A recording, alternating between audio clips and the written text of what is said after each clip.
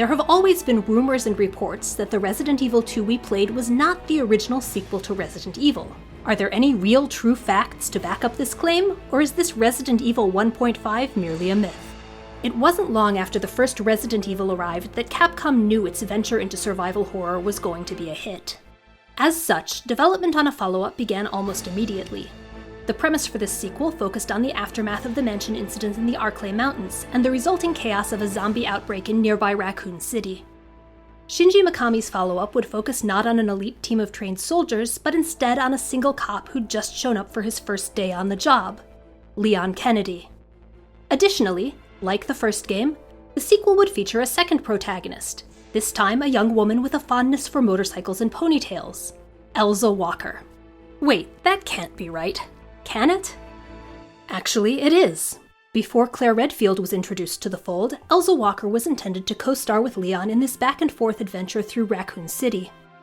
Instead of Claire's hunt for her brother, which provided a through line from the first game to the second, Elsa was merely a college student caught in the wrong place at the wrong time. The game that the Resident Evil community has dubbed Resident Evil 1.5 differed from the released version in other ways, too. Different clothing gave characters different abilities, for instance a larger inventory, and character models displayed combat damage. Those ideas were well ahead of their time and could have altered the landscape in the era of the original PlayStation.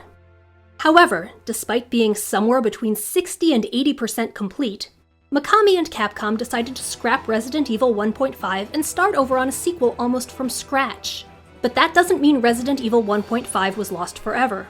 Some flourishes, like Leon, made it into the actual release of Resident Evil 2, and not too long ago, intrepid fans unearthed an incomplete build of the original Resident Evil sequel, which you can actually play.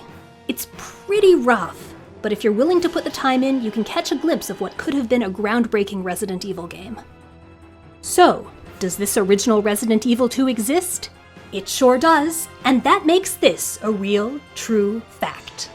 Thanks for watching. Tune in weekly for new episodes where we'll address gaming's greatest mysteries to determine if they are indeed real, true facts. Be sure to subscribe, like us on Facebook, follow us on Twitter, and check out arcadesushi.com for the latest video game news and reviews.